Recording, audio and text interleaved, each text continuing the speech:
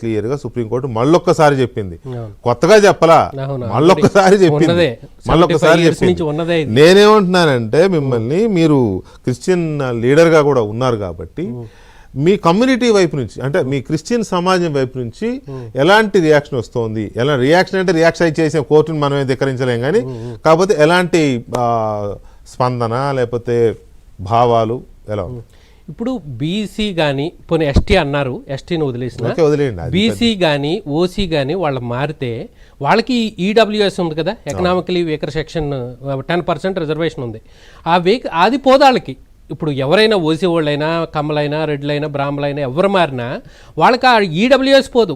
కానీ వీళ్ళకి ఎందుకు ఈ పేదోళ్ళకి ఎస్సీ వాళ్ళకి ఎందుకు ఈ అన్యాయం అని వాళ్ళు రాజ్యాంగాన్ని, అంబేద్కర్ గారు రాసిన రాజ్యాంగాన్ని లేకపోతే భారత సుప్రీంకోర్టుని అడగాలి మీరు. అదే వాళ్ళు ఫైట్ చేస్తున్నారు, 75 years నుంచి ఫైట్ చేస్తున్నారు. ఒక కమిషన్ వేశారు, Ranganath Mishra. Basic question Joseph గారు, అంటే బిట్వీన్ ఫ్రెండ్లీ బేసిక్ క్వశ్చన్, అసలు క్రిస్టియానిటీలో కులాలు ఉంటాయా? ఉండవు కదా. కులాలు ఉండవు, కానీ ప్రపంచంలో క్రిస్టియన్ దేశాలు చాలా ఉన్నాయి. ముస్లిం దేశాలు క్రిస్టియన్ దేశాలే కదా, ఇండియా ఒకటే హిందూ, ఇంకొన్ని పక్కన 1-2 దేశాలు ఉన్నట్టున్నాయి కదా. క్రిస్టియానిటీలో కులాలు లేనప్పుడు ఇక్కడ ఆ కులం అనే దాన్ని పట్టుకొని ఎందుకు వేలాడుతున్నారు? ఇప్పుడు మీరే క్యాస్ట్ నాకు తెలియదు, మీరు క్రిస్టియన్ దీనిగానే తెలుసు, నాకు మీ కులం ఏంటో నాకు తెలియదు, తెలుసుకోవాల్సిన అవసరం కూడా నాకు లేదు. మీరు ఒక ప్రొఫెసర్గా నేను గౌరవిస్తాను, దట్స్ ఇట్, రైట్. ఎందుకు కులం అని ఎందుకు వేలాడుతున్నారు? కులం అంటే అది వ్యక్తి దాని మీద ఆధారపడి ఉంటది. ఇప్పుడు ఈ దేశంలో కులం స్వేచ్ఛ కాదండి, కాదు, మతం మాత్రమే స్వేచ్ఛ. కాదు, హిందూస్ లో కూడా కులం వదిలేసిన వాళ్ళు ఉన్నారు చాలా మంది. ఈవెన్ రెడ్డి కూడా పెట్టుకోకుండా చాలా మంది ఉన్నారు. అది పెట్టుకోవడం వేరు.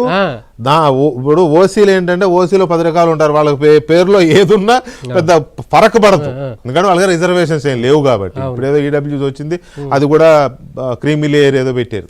కానీ మనకి ఎస్సీ ఎస్టీ బీసీల్లో అలా కాదు, మైనార్టీ ఫర్ దట్ మ్యాటర్, వాళ్ళకి రిజర్వేషన్స్ కొన్ని ఉన్నాయి.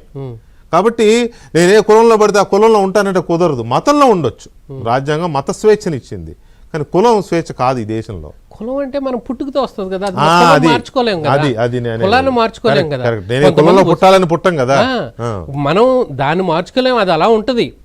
ఇప్పుడు ఆ కులాన్ని వదిలేసిన వాళ్ళు ఉంటారు, కులాన్ని వదిలేసి నాకు అసలు కులమే అక్కర్లేదు ఫార్వర్డ్ క్యాస్ట్ అని రాసుకునే వాళ్ళు ఉంటారు. నాకు ఒక ఎస్పీ గారు తెలుసు, ఆవిడ క్రిస్టియన్, ఆవిడ కులం అడుగుతున్నారు రాసేటప్పుడు ఆఫీస్ రికార్డులో, నీ కులం, నాకు కులం లేదండి అంటే, నాకు కులం అక్కర్లేదంటే, కులం కంపల్సరీ రాయాలండి మేము అంటున్నారు. ఏం రాసుకుంటారు నా కులం? మా నాన్నేమో చౌదరి, మా అమ్మ ఏమో రెడ్డి, నేనేమో ఇంకో ఆయన చేసుకున్నాను, ఏ కులం రాసుకుంటారు? మీరు రాసుకుంటారు అంటే అప్పుడు అలాంటప్పుడు వారు ఎస్పీ గారైనా కలెక్టర్ గారైనా ఇంకొకరైనా ఆ కులం ద్వారా వచ్చే కొన్ని రకాల ప్రయోజనాలను పోయినాయి అనుకుంటే అప్పుడు ప్రాబ్లం లేదు. అయినా కానీ కులం, మన ఇండియాలో కులాలు ఉన్నాయి కాబట్టి ఒక ఇండికేషన్ కాబట్టి ఆ కులాన్ని కంపల్సరీ రికార్డ్ చేస్తున్నారు. ఏ కులం ఎంతమంది ఉన్నారు, వాళ్ళకి ఎలాంటి ఫెసిలిటీస్ ఎలాంటి బెనిఫిట్స్ మనం ఇవ్వాలి అని రికార్డ్ చేస్తున్నారు కదా. లేదు జోసెఫ్ గారు, అందులో ఇష్యూనే లేదు, మీరు అన్నది 100% కరెక్ట్. ఇక్కడ ఇప్పుడు ఎస్సీలు అంటే ఏంటి?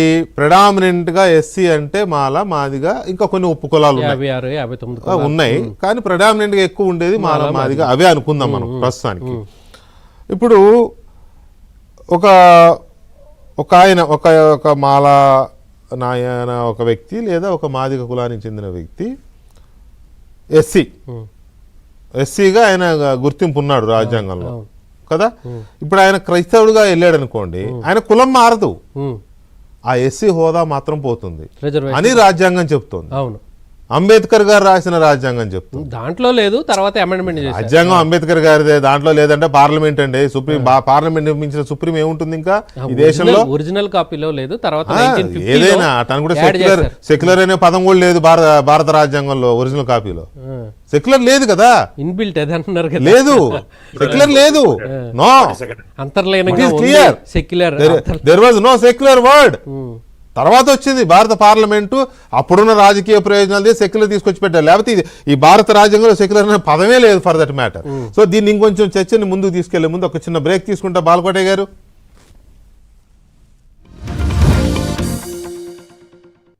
వర్గాల్లోని కులాలను వదులుకోవడానికి సిద్ధపడరు, ఎందుకంటే ఇక్కడ ప్రయోజనాలు ఉన్నాయి.